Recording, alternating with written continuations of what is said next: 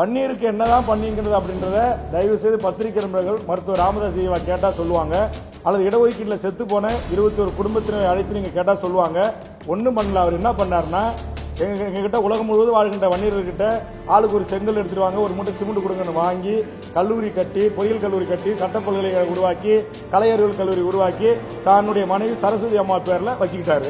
இடஒதுக்கீட்டில் செத்து போன குடும்பம் பசியும் பட்டியுமா ரோட்டில் நிற்குது. குண்டடிப்பட்ட செத்துவம் குடும்பம் தாலி அறுத்து நடு ரோட்டில் நிற்குது. இது எல்லாம் தெரியும். ஆனால் எந்த பத்திரிகையும் எந்த தொலைக்காட்சியும் துணிஞ்சு எழுத மாட்டேன்றீங்க, போட மாட்டேன்றீங்க. இப்போ நான் அப்படி சொல்ல ஆரம்பிச்சேன்னா என்னால் இன்னும் பல மணி நேரம் சொல்ல முடியும். அது ஒன்றும் வராது. யூடியூப்ல வேணுமா வரலாம். அதான் அவருடைய கல்வி அறக்கட்டளை அவர் குடும்பத்தை சாராத ஒரே ஒரு நபர் தான் இருந்தார். அது மாவீரன் குரு. அவர் இன்றைக்கு மருத்துவ கொலை செய்யப்பட்டு விட்டார் என்று அவருடைய குடும்பமே அறிவிக்குது. மீதி அதுல மேனேஜிங் ட்ரஸ்டிங் உறுப்பினர் எல்லாம் யாருன்னா, ராமதாஸ் பவுண்டர், சரஸ்வதி அம்மா கல்வி தாயி, அவருடைய மகள் காந்தி, அவருடைய மருமகன் பரசுராம, அவருடைய இன்னொரு மருமகன் டாக்டர், இன்னொரு மகள், அவங்க குடும்ப உறுப்பினர் தான். அதே மாதிரி பத்திரிகை பாத்தீங்கன்னா கனல் பத்திரிகை அவங்களுக்கு எடுத்துக்கிட்டாங்க. இன்னும் தேவைப்பட்ட பிறகு பசுமை தாகின்னு ஒரு இதை நடத்தினாங்க. அதே மாதிரி பெண்ணேனின்னு ஒரு இதை நடத்தினாங்க. தமிழ்வாசின்னு ஒரு இதை நடத்தினாங்க. மக்கள் தொலைக்காட்சியில் இதை நடத்தினாங்க. இது அனைத்துக்கும் மேனேஜிங் டைரக்டர் ட்ரஸ்ட் யாருன்னு பார்த்தா இடஒதுக்கீட்டில் செத்து போன எந்த குடும்ப உறுப்பினரும் கிடையாது. அதுவும் எல்லாமே தான் குடும்பத்தை சேர்ந்தவர்களே. ஆக மருத்துவர் செஞ்சது ராமதாஸ் அவர்கள் வன்னியர் சமுதாயத்துக்கு செஞ்சது அப்படின்னு சொன்னா, பெருந்தலைவர் ராமசாமி படையாச்சாரும் ஏ.கே. நடராஜனும் மறந்த எங்கள் தாத்தா கோவிந்தசாமி கச்சராயர் 1952 இந்திய நாட்டுடைய நாடாளுமன்றத்தில் அவையில் வீற்றிருந்த கோவிந்தசாமி கச்சராயரும், அதுபோன்று உதயசூரியன் சின்னத்தை வழங்கிய நம்முடைய விழுப்புரம் மாவட்டத்தைச் சேர்ந்த கடலூரை பூர்வீகமாக கொண்ட கோவிந்தசாமி படையாச்சியார் கொடுத்தார் உதயசூரியன் சின்னம் திமுகவுக்கு.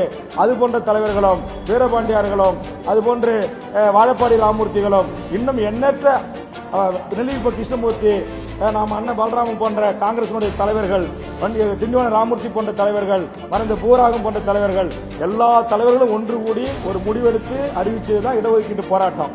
அந்த பேரை அவர் தட்டிட்டு போயிட்டாரு. வேற எந்த தலைவர் சி.என். ராமூர்த்தி போன்றவங்க வாய திறக்கல. ஏ.கே. நடராஜன் போன்றவர்கள் ஹோமா ஸ்டேஜ்ல கிடக்குறாங்க. அவர் எப்படி அந்த நிலைமைக்கு தள்ளப்பட்டாருன்றதுக்கு நானே சாட்சி. அதனால எல்லா உண்மைகளும் ஒரே கூட்டத்தில் சொல்ல வேணாம். பல உண்மைகள் இருக்குது, பல துரோகங்கள் இருக்கிறது. எப்படி இந்த சமூகம் கருவறுக்கப்பட்டிருக்கிறது, இந்த சமூகத்துடைய எண்ணிக்கையை காட்டி மாறி மாறி திமுக அண்ணா திமுக கூட்டணி வச்சு எப்படியெல்லாம் பதவியை பற்றி எப்படியெல்லாம் அந்த குடும்பம் வாழ்ந்துட்டு இருக்கிறது என்பதெல்லாம் இப்ப நான் சொல்லக்கூடாது. ஒரே கூட்டத்தில் சொன்னா, வேல்முருகன் நேற்று வரைக்கும் ஐயா வாழ்கன்னு சொன்ன, ஆமா சொன்ன இல்லைங்கள. ஆனா ஐயா மத்திய அமைச்சராக போய் அங்க உட்கார்ற வரைக்கும் நல்ல ஐயாவா தான் இருந்தாரு. இடஒதுக்கீடு தான் கேட்டாரு. ஆனா இன்னைக்கு என்ன கேட்கறான்னு உங்களுக்கு தெரியும். இன்னைக்கு ஐயா நோட்டீஸ் தான் கேட்கிறாரு. வன்னியர் சமுதாயத்தை மறந்துட்டாரு. அதனால வன்னியர் சமுதாயத்திற்கு எல் முனை அளவும் மருத்துவர் ராமதாஸ் அவர்களால் 2.5 கோடி வன்னிய மக்களுக்கு எந்த பயனும் இல்லை. இதை நான் சொல்லவில்லை. ஒட்டுமொத்த வன்னியர் சமுதாய தலைவர்கள் அனைவரும் ஒன்று கூடி சொல்றாங்க. வசூல் வசூல் வசூல் வசூல் தான். அவர் தான் சொல்றாரு. கலைஞரை பார்த்து பெண்ணகர தேர்தல் என்னுடைய தலைமையில் தான் நடந்துச்சு, நான் தான் தேர்தல் பணிக்குழு தலைவர், கலைஞர் வன்னியருடைய கோவணத்தை அவுத்துக்கிட்டு விட்டான்னு சொன்னாரு.